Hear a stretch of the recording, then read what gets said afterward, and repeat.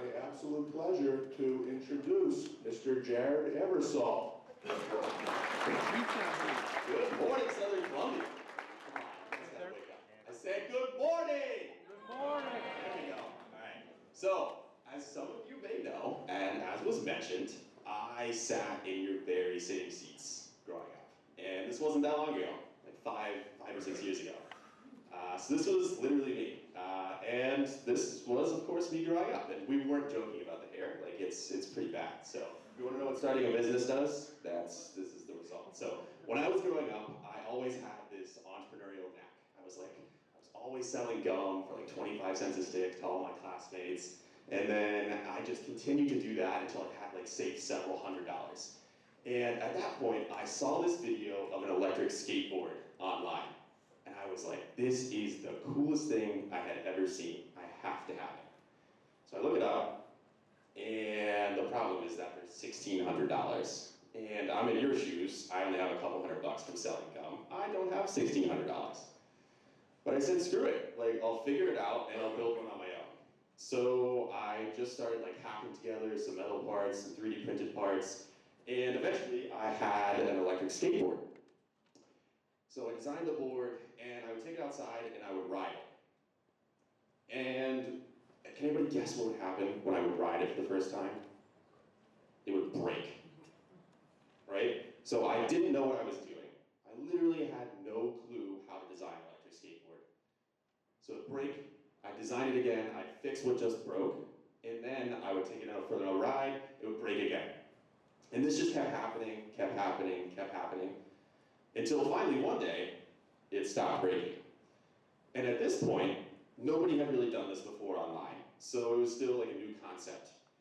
And I posted about it on a forum online, and people started asking if they could buy some of the parts that I just made.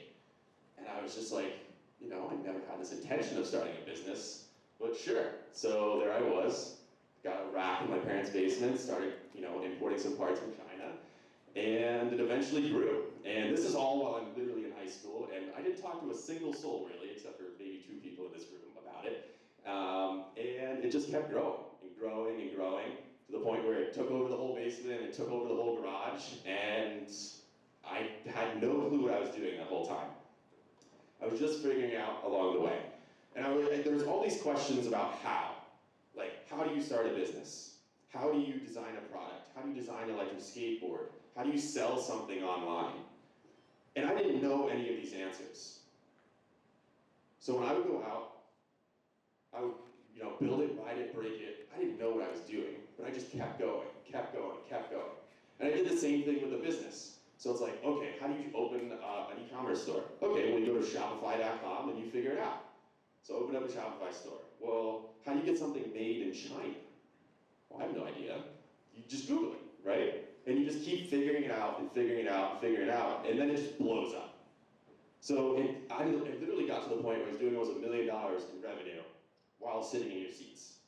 Ran it throughout college, and then it got to the point where I was completely burnt out. And I was just like, what do I do next? So this whole thing of how it all worked is that nothing stopped me. So if you can take away one thing from today, it's that literally the only thing between where you are now and where you're going is yourself. Like, you could ask any question, get any test grade that you want. You could go to any school that you want. You could design any product, start any business, and literally the only thing stopping you is you. So from where you are now and where you want to be, the only thing in the way is yourself. And that, I never let that get in the way. I was always the person that was just, okay, I'll figure it out. Okay, something happened, something broke, let's fix it. This happened, this went wrong, okay, I'll fix that too.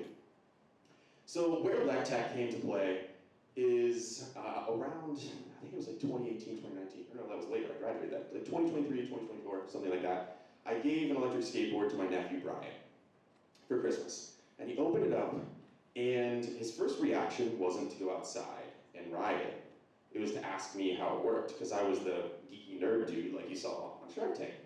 So there I was, like, explaining it, you know, this is how a motor spins, this is how the battery works, this is how the gear system drives the wheel. And then when I was all done, my sister's like, hello, do I have to slap you? Like, you should sell these for kids.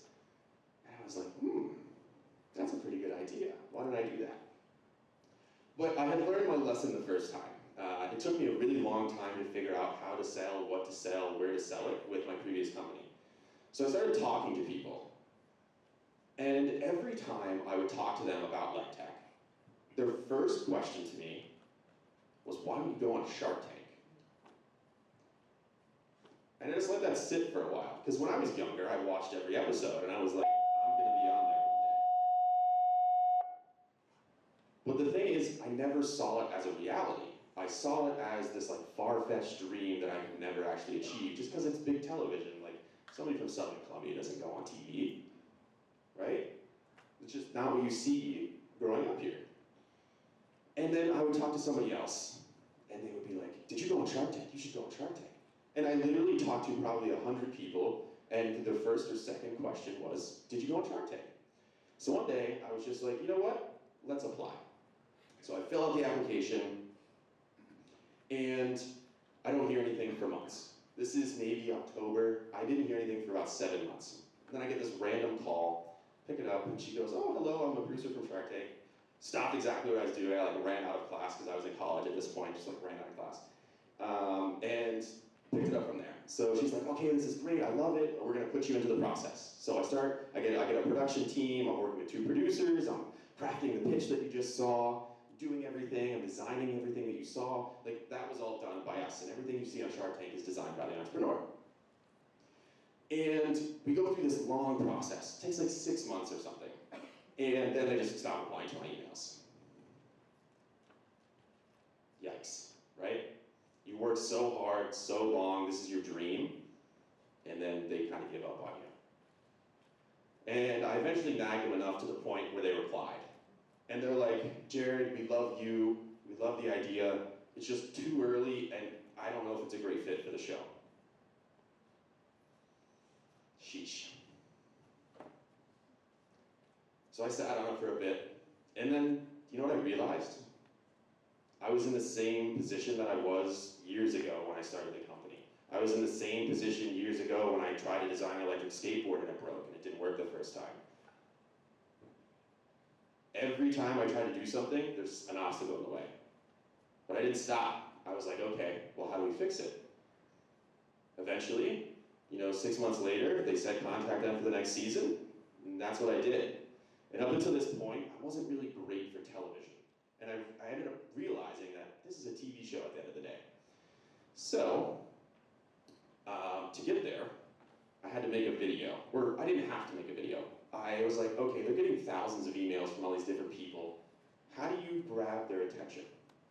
And remember, I'm going to show you a video. This is before Shark Tank, before I went on Shark Tank, years and years ago. So just take a listen.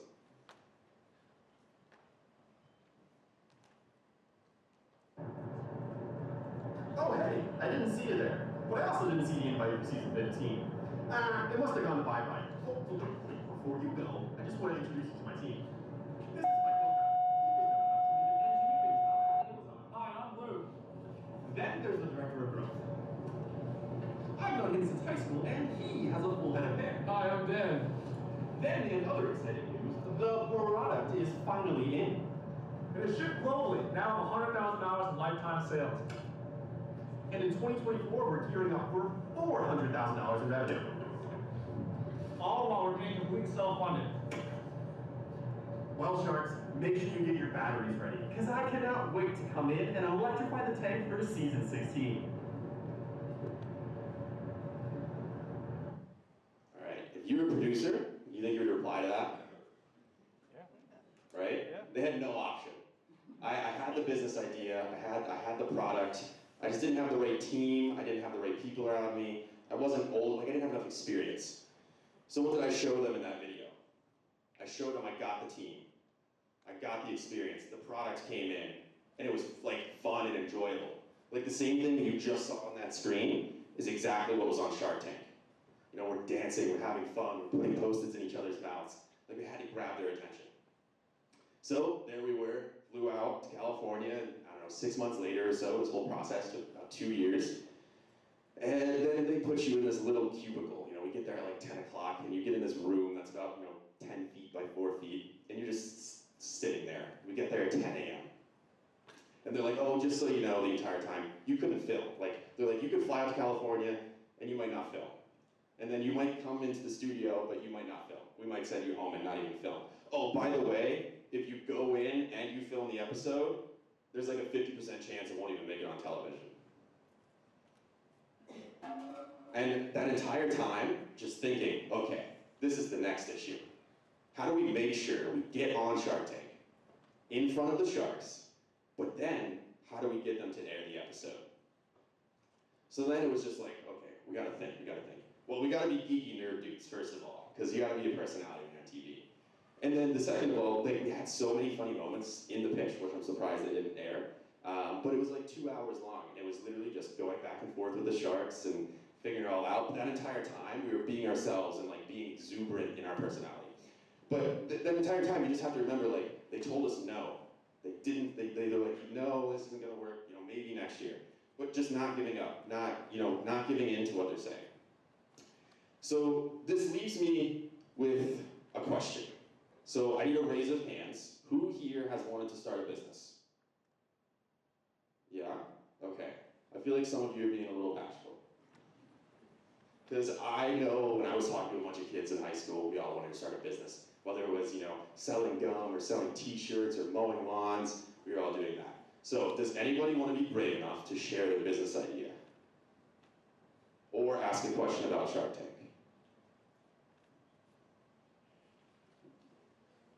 Okay, here we go, we have one. I will say, before we ask this question, I was all of you, literally sitting here.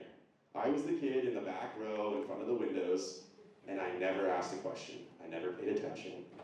And it really hurt me later on because I had to work on that and actually do things when I went to college. So I'm gonna challenge you guys, you don't have to do it now, but the next time somebody's up here, ask a question, do something to learn and make yourself better that day.